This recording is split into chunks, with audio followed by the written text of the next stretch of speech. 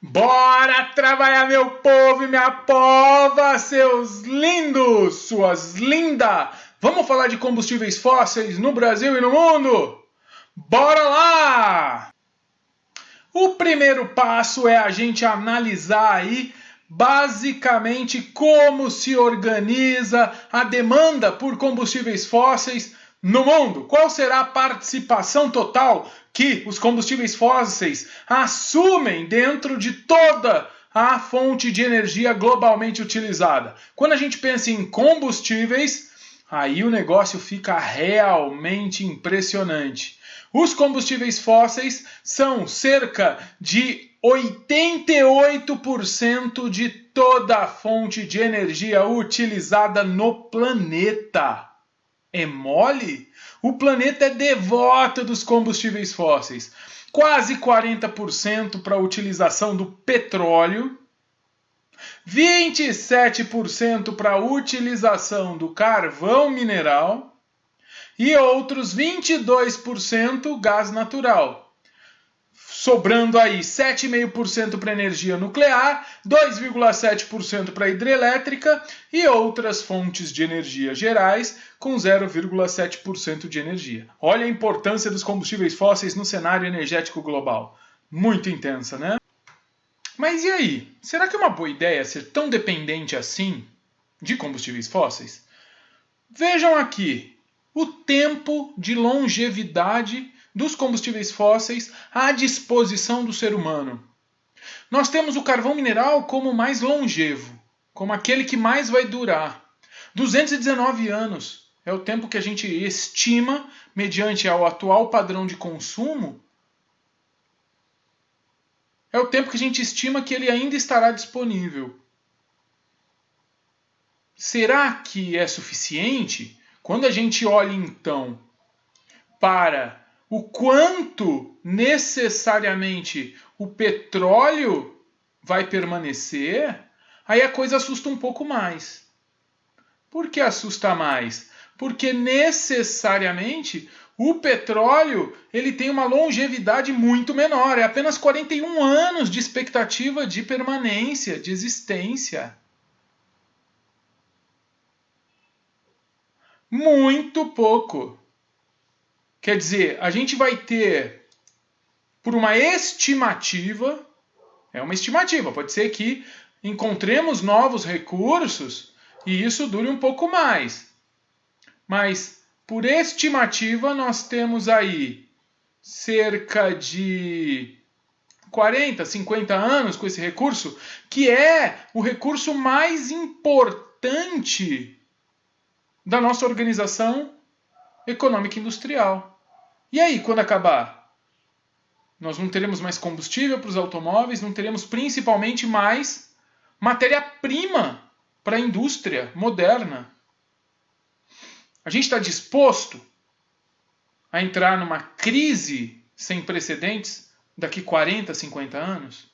O gás natural vai durar 65, em média, volto a dizer, é uma estimativa. Pode durar um pouco mais se acharmos novas jazidas? Pode, mas em tese é isso. Assusta.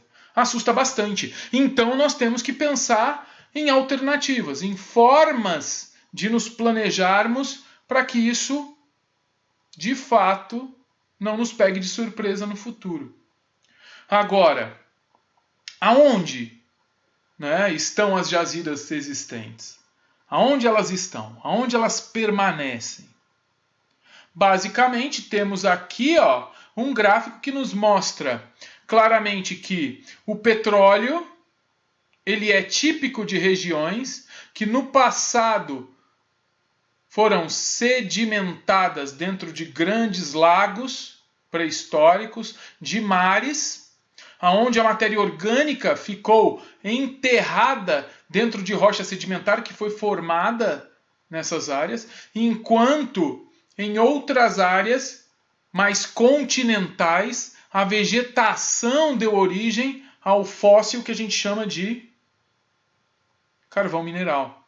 Então, quando a gente olha este gráfico aqui em cima, a gente percebe que o Oriente Médio aqui em cima de mim é uma região que tem muito mais petróleo e gás e praticamente não tem carvão, enquanto lá na outra ponta, a América do Norte tem muito carvão e praticamente não tem petróleo. Por que essa oposição? Basicamente, porque nós temos uma origem diferente de petróleo e carvão. O petróleo é a fossilização de matéria orgânica animal, prioritariamente, não exclusivamente, mas prioritariamente matéria orgânica animal, que se transformou em rocha, uma rocha que libera óleo. Então, óbvio que em áreas marinhas, que tinha muito mais densidade de animais do que vegetação, a decomposição dessa matéria encoberta por rochas sedimentares, matéria que sofreu alta temperatura e pressão para virar um fóssil que libera óleo, uma rocha que libera óleo, então basicamente áreas marinhas com muito mais matéria orgânica animal dão origem muito mais a petróleo. Por sua vez, áreas continentais, onde você tem uma grande quantidade de matéria orgânica animal, vai dar origem ao carvão mineral. Isso mostra o porquê o petróleo aqui em cima é prioritariamente presente no Oriente Médio, já que o Oriente Médio, é sabido, era um fundo de um oceano que emergiu por um processo chamado epirogênese, é um processo de movimentação da crosta terrestre. Enquanto a América do Norte sempre foi continente. Então, obviamente, sempre teve mais vegetação do que acúmulo de matéria orgânica animal. O carvão é a fossilização da matéria orgânica prioritariamente vegetal. O petróleo é a fossilização da matéria orgânica prioritariamente animal. Bora analisar cada um deles em particular, com suas especificidades? Bora lá. Bom, vamos aprofundar inicialmente a partir do carvão mineral.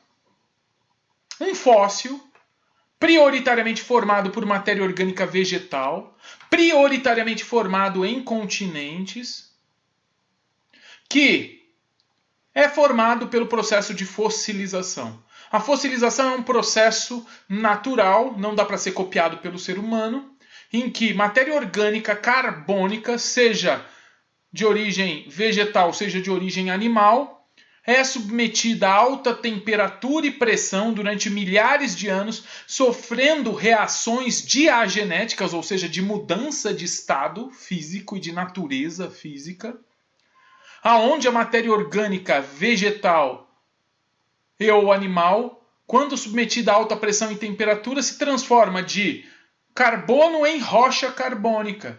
No caso do carvão, prioritariamente vegetal, a matéria original, ele vai ser uma rocha rica em carbono. E nesse sentido, nós temos graus de qualidade desse carvão. O mais valorizado, raro e eficiente carvão, com poder de queima e de geração de energia muito mais amplo que os demais, é o antracito, que tem aí quase 100% de base carbônica, tem pouquíssima impureza, está para além dos 90% de carbono. Quando pensamos o carvão betuminoso, também chamado de hulha, temos aí um carvão de alta qualidade, acima de 80% de carbono. Por sua vez, a turfa é o pior tipo de carvão mineral, que tem aí 60% de carbono no máximo, contra 65%, 70% do lignito, que é o segundo pior. Então temos como hierarquizar o carvão, pela sua quantidade de carbono e pela sua pureza, por sua eficiência, portanto, energética ou como matéria-prima para a indústria química. Porque o carbono também pode ser utilizado, o carbono do carvão também pode ser utilizado para a produção de elementos que se baseiam em compostos de hidrocarbonetos, compostos carbônicos. A indústria química pesada pode usar o carvão mineral como simplesmente fonte de matéria-prima também. Então ele não é só fonte de energia, também é matéria-prima. Podemos produzir tintas, inseticida, plástico através do carvão. Nylon. Claro que o principal uso é como fonte de energia, não temos dúvida nisso. Mas quais são as principais regiões do globo onde nós encontramos o carvão? Bom, prioritariamente em áreas que foram continente. Então, vamos pegar o antigo Pangeia? A Laurásia sempre foi um continente muito estável e a Laurásia se dividiu entre Europa, Ásia e América do Norte. Então é nessas regiões que se concentra a maior quantidade de carbono do planeta, de carvão mineral do planeta. Então nós temos a Rússia como uma área de grande concentração carbônica, nós temos os Estados Unidos e o Canadá, mas nós temos também a China. E pulando daí para o Gondwana, um pedaço do Gondwana que foi estável, que era continente e que detém muito carvão é a região da Oceania, a Austrália. São as principais áreas de concentração de carvão mineral do planeta. E aí, como que a gente pode ver isso em termos numéricos, né? Olha só, 1/3 de todo o carvão do planeta está na Rússia e CEI, Comunidade dos Estados Independentes. Outro terço, praticamente, se encontra na América do Norte e mais 1/3 no Sudeste Asiático e Bacia do Pacífico, envolvendo aí China e Austrália. Então, quer dizer, 98% de todo o carvão do mundo está concentrado entre Europa, Ásia e América do Norte. Uma quantidade muito menor, de menos de 2%, está na América do Sul. E quase nada também na África. Essas regiões não têm muito carbono, mas fica a dica. Será que não tem muito petróleo? É o que a gente vai ver em seguida, né? Acabamos de ver aonde estão localizadas as jazidas no mundo. Mas quem serão os principais produtores, hein? Esse gráfico aqui vai nos ajudar. Notem, em vermelhinho aqui, ó, do meu lado, a China. Notem como a largura do gráfico em 2000 é uma, e lá no canto, em 2010, a largura do gráfico é outra. Olha como a China cresceu em volume de exploração, produção de carvão. É um país que mais produz carvão no planeta. Produz tanto que se estima que o carvão chinês deve acabar nos próximos 20 anos. Sem falar na quantidade que eles usam, que eles queimam para gerar energia e o grau de poluição que eles geram por conta disso. Em segundo lugar, Estados Unidos. Em terceiro, Índia, que vai ganhar território e espaço e vai ultrapassar os Estados Unidos nos próximos anos. A Índia será a segunda maior consumidora de carvão, porque a maior demanda energética indiana força a necessidade de produção de energia por termoelétricas, que é a base máxima da produção de energia do país. Então, obviamente que cada vez mais a Índia vai ser obrigada a explorar e utilizar mais carvão. Vamos ver mais 2 gráficos interessantes? Olha a produção em milhões de toneladas. A China produz mais que o triplo dos Estados Unidos. Produziu mais que o triplo em 2012 e continua produzindo muito mais do que o triplo do que os Estados Unidos produzem. E o consumo? Também consome mais do que o quádruplo do consumo norte-americano. Ninguém produz e consome tanto carvão quanto a China. Inacreditável a quantidade produzida e consumida por esse país.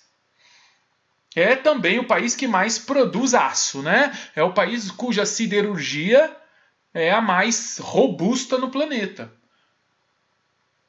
A demanda por carvão vem muito daí.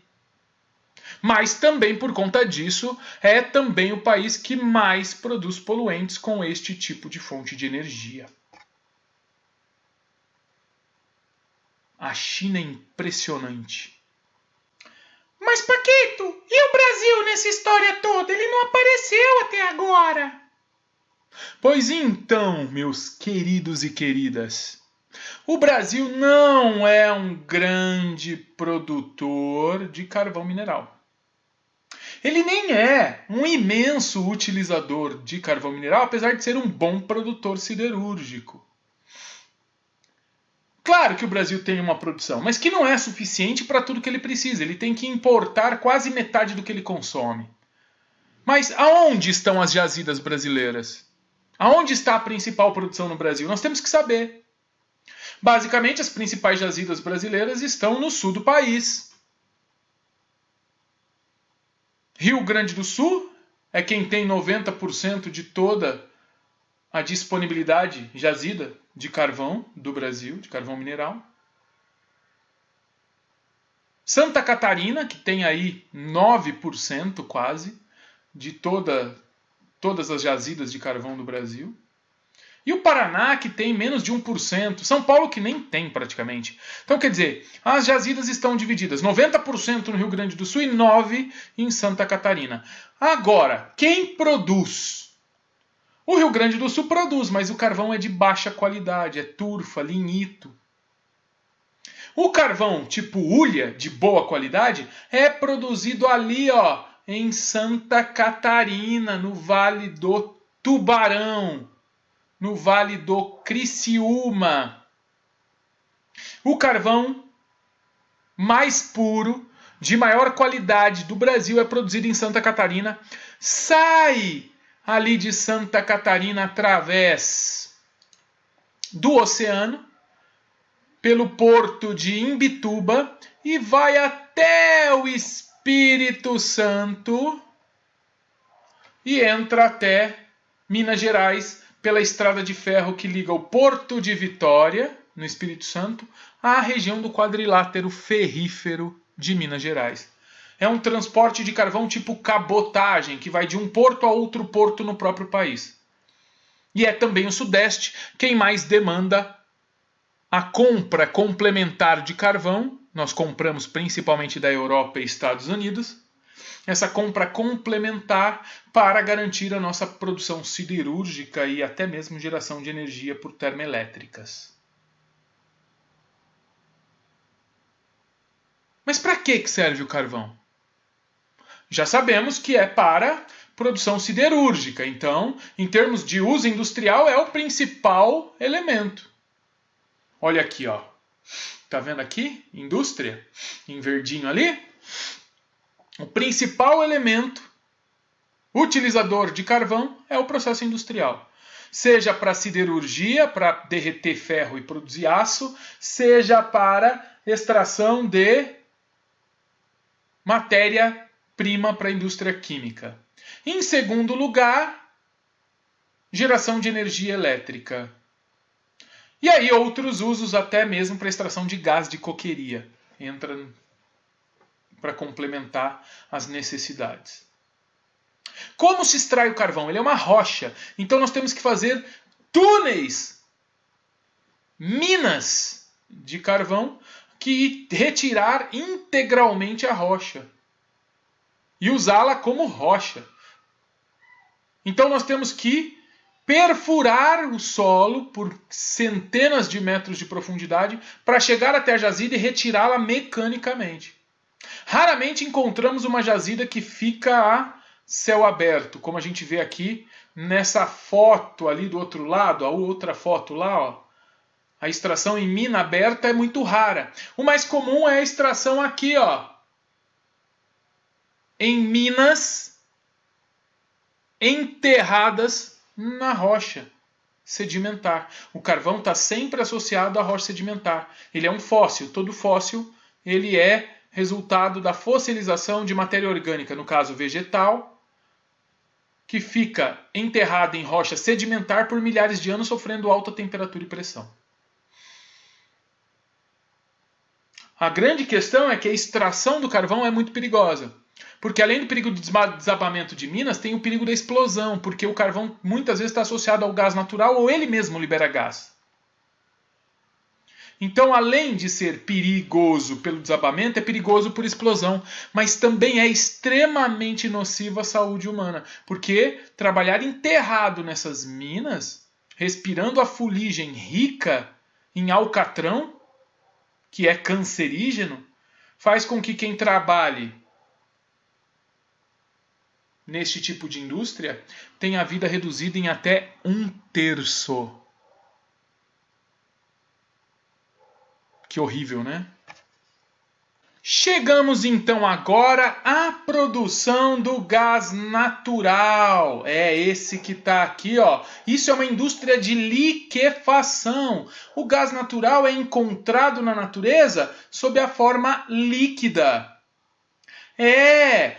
Dentro de rochas onde existia matéria orgânica animal e ou vegetal, o processo de fossilização também é garantido a partir das transformações diagenéticas produzidas por material biológico, por bactérias. E, como subproduto dessas bactérias, nós temos aí o gás natural liberado. O gás natural líquido, ele fica líquido por consequência da alta pressão presente nas rochas. Então ele pode ser retirado como sendo um material líquido, desde que a gente faça a perfuração, como a gente vê aqui em cima, ó, a perfuração e mantenha a tubulação sob alta pressão. É para isso que serve, então, essa usina aqui, para manter a alta pressão durante o processo de extração do gás natural. Por isso é uma indústria de liquefação, que também ajuda, é claro, no transporte desse produto, que pode ser, como a gente vê aqui atrás de mim, ó, por navios carregadores, aliviadores, que a gente chama, pode ser em bujões, né, dentro desses navios, ou pode ser, como a gente vê ali ao lado, ó, através de tubulações que a gente chama de gasodutos e que levarão este produto diretamente para, olha só, vamos até lá, vamos ver, vamos até lá, diretamente para o centro urbano. Vamos voltar para o lugar de origem? Voltamos. Então existe a possibilidade de fazer o translado por gasodutos. Bora ver um desses gasodutos? O Brasil-Bolívia? Olha ele aqui. Mas Paquito, qual é o tamanho desse gasoduto? Olha o tiozão fazendo manutenção aqui pertinho de mim. Então são imensos. Esses gasodutos vão daqui da região de Campinas, estado de São Paulo, até a Bolívia. Como assim? Pois é, um gasoduto construído pelo governo Fernando Henrique Cardoso, liga a região de Santa Cruz de la Sierra, na Bolívia, até a região aqui de Paulínia, onde tem uma das maiores usinas de processamento de gás e petróleo do país e do planeta, a Replan, Refinaria do Planalto. Nós temos uma ligação desse gasoduto indo também para Porto Alegre. E nós temos uma conexão dele aqui, ó, junto com o gasoduto que já era existente na região sudeste, na região litorânea, ligando São Paulo à região de Campos, que aqui em cima, ó, no Rio de Janeiro, é também uma boa produtora de gás natural, além de petróleo. É a produção do pós-sal. A gente vai entender isso quando a gente falar de petróleo mais à frente. Bom, basicamente, essa interligação também está vinculada com o resto dos gasodutos construídos durante o governo Dilma-Lula, que interligam agora o sudeste e o nordeste do país. As grandes capitais brasileiras estão todas interligadas por gasodutos e o gás natural veio para ficar enquanto uma matriz energética importante no Brasil. O governo Fernando Henrique Cardoso criou também usinas termoelétricas que geram energia elétrica através da queima do gás natural. É um processo muito poluente que a gente vai falar quando falarmos de hidroeletricidade, termoeletricidade e nucleoeletricidade, num vídeo que está um pouco mais à frente. Bom, Não é só o Brasil que investe em gasodutos. Olha os gasodutos que ligam a Rússia com a Europa. Uma região muito controversa é a região da Ucrânia. Aonde fica? Fica, olha o laser, exatamente aqui, ó. Aonde está o laser. Ah, Paquito, vai lá de novo mostrar pessoalmente. Vamos lá, eu gostei dessa história, ó, tô chegando. Olha a Ucrânia aqui, ó.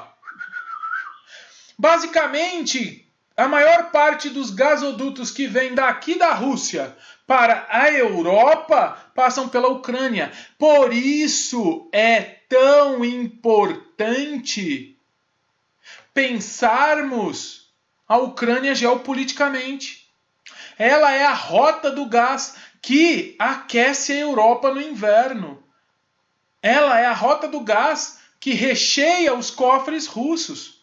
Então a gente entende o porquê da importância da Ucrânia para a Rússia e para a Europa. Motivo este que em 2013 levou ao conflito não armado de Rússia e Europa, mas o conflito geopolítico que colocou a Ucrânia em xeque. Que colocou a Ucrânia como uma região que contesta e muito a influência russa. Ou defende, em partes da população, em partes, defende a influência russa. O país se dividiu entre os pró-Rússia e os contra-Rússia. Os petralhos coxinha ucraniano. E tudo isso por uma questão geopolítica. A Europa quer controle sobre a logística. A Rússia também. Olha o papel da Ucrânia, hein? Legal, né? Não é só pensando os gasodutos que a gente também pensa em geopolítica em relação ao gás natural. É pensando as reservas. Claro, se a gente desconsiderar as reservas do gás de xisto, que a gente vai discutir depois para frente, quando a gente falar de xisto, a Rússia é o país que detém a maior concentração de gás natural do planeta. Ela detém quase toda a concentração ali da Europa, olha só. 58 trilhões de metros cúbicos. Só perde para o Oriente Médio. Isso porque o Oriente Médio, além do gás natural, ainda pode tirar o gás do petróleo. 79 trilhões. E aí vem Ásia-Pacífico, China, América do Norte, Estados Unidos e Canadá. E aí vem África, Líbia, Argélia, Egito, Nigéria e, por fim, a Venezuela na América do Sul e a Bolívia, que é quem nos fornece gás. Dá uma olhada aqui nas reservas mundiais de gás, sem considerarmos o gás de xisto. Vejam como as reservas russas são quase o dobro das reservas do Irã, que são o segundo lugar nas reservas. Catar em terceiro. Arábia Saudita, Emirados Árabes, Estados Unidos vem lá em quinta, sexta posição. E o Brasil nem aparece. O Brasil importa, ele não tem grandes reservas. Ah, Paquito, e o pré-sal? O pré-sal aumentou nossas reservas, mas ainda não figuramos entre os primeiros. Bom, falamos das reservas. E a produção? Como será que é? Olha a tabelinha ali no canto. Vejam, Estados Unidos são os maiores produtores mundiais de gás natural, também por causa da reserva de gás de xisto. Em segundo lugar, a Rússia. Em terceiro, Irã. Quarto, Canadá. Quinto, Catar. Sexto, China. Agora, quem mais consome? Os norte-americanos são os maiores consumidores também. 22% de todo o gás consumido no mundo é consumido pelos Estados Unidos. Para quê? Para a indústria, servindo de energia térmica, mas também para a geração de energia termoelétrica. Então vejam, 22% de todo o gás é consumido pelos Estados Unidos, também para aquecimento social, para aquecimento e calefação da sociedade. O mesmo para a Rússia, 12% para a Rússia, mas também para uso industrial, energia térmica, uso social, energia térmica e geração de energia termoelétrica. E aí em terceiro, com quase 5%, vem o Irã e a China. E o Brasil? 1% do total mundial. O Brasil quase nem figura neste grupo dos países que mais dependem do gás natural. O que não é ruim, bora pensar que é uma fonte de energia fóssil e, portanto, muito poluente. Então não é ruim não ser tão dependente assim. Dá uma olhada aqui nos importadores, né? Acabamos de ver os consumidores ali no gráfico circular. Agora, quem importa? O Japão consome 3,5% de todo o gás do planeta. E dá uma olhada. É quem mais consome e quem mais importa. Quem mais importa, na verdade, né?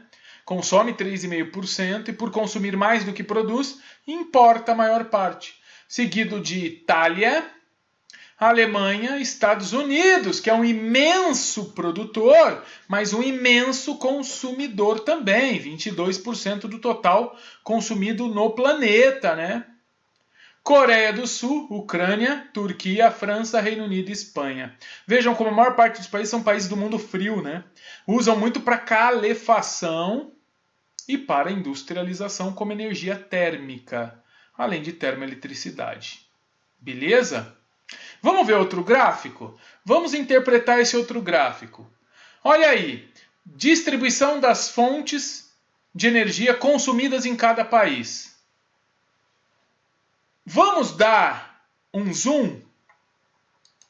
Olha aí, o nosso primeiro zoom. Traz aqui pertinho de mim.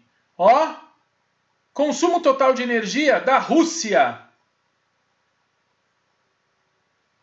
Agora, qual é a fonte de energia mais consumida lá? Dá uma olhada no gráfico, gás natural. E na China, que está aqui do meu lado?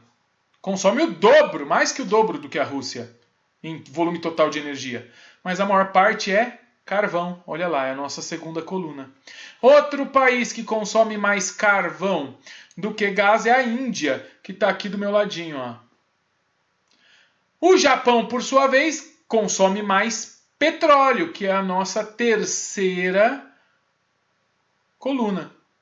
Mesma coisa Europa, com maior consumo de petróleo. Mesma coisa Estados Unidos. Se bem que, olha só, 22% dos Estados Unidos, da energia consumida nos Estados Unidos é gás natural, 22% é carvão, só que 40% é petróleo.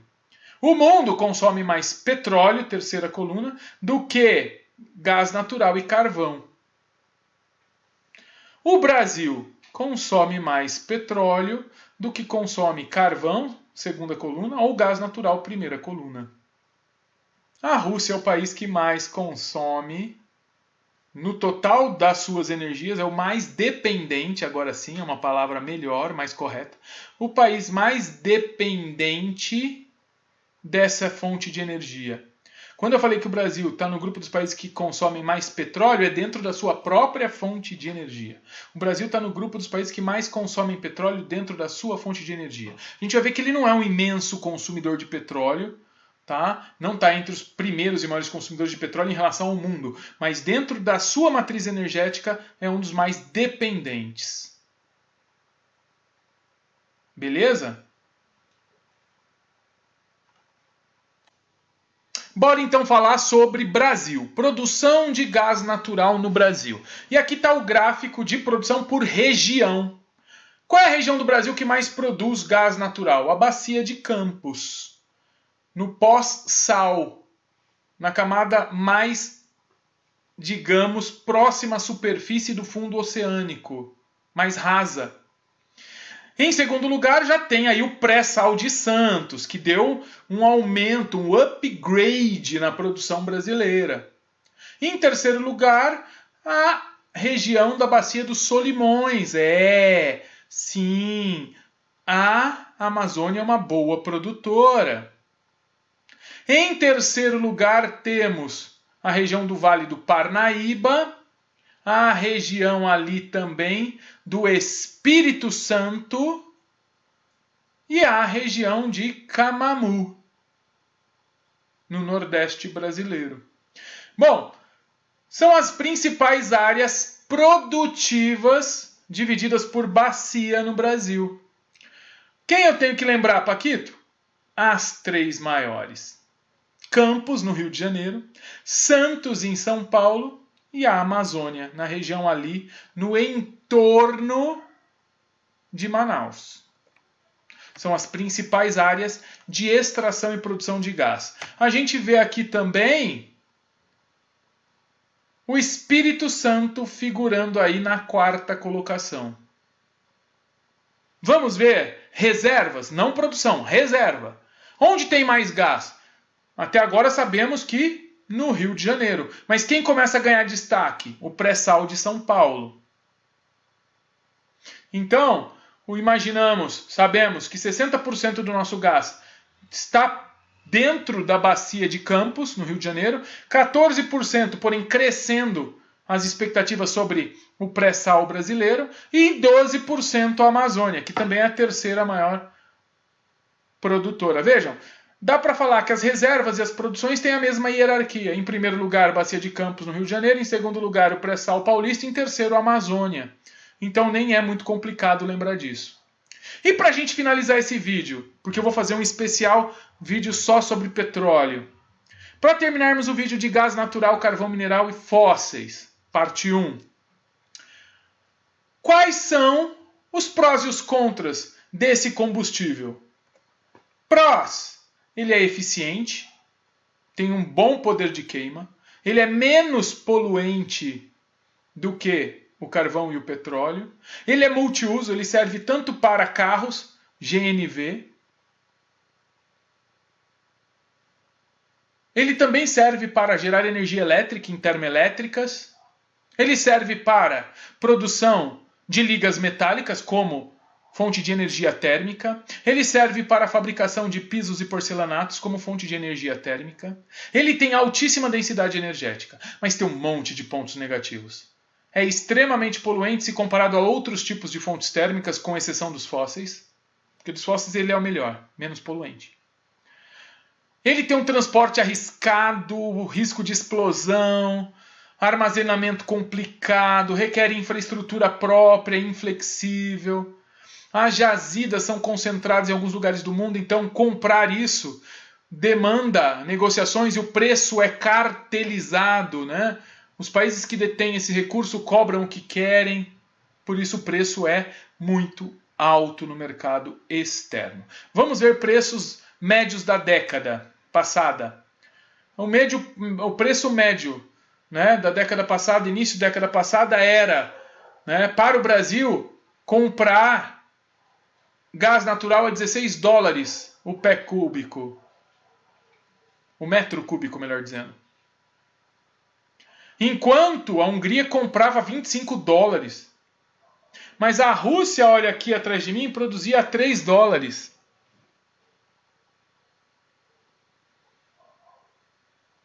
É um produto caro. A média global da última década de $14. É o equivalente à energia de um barril de petróleo? Podemos dizer que sim. O barril de petróleo é bem mais caro. Nessa mesma década, com preços mais baixos, dessa década foi um período em que o preço do petróleo decresceu, média de $45, $50 no barril do petróleo. Então é mais barato que o petróleo, mas é um produto caro internacionalmente. Eu fico por aqui. Desejo a vocês muita saúde, bons estudos e até o próximo vídeo em que eu vou falar de combustíveis fósseis parte 2, petróleo. Por enquanto, um beijo neste coração e tchau, seus lindos, suas lindas. Até!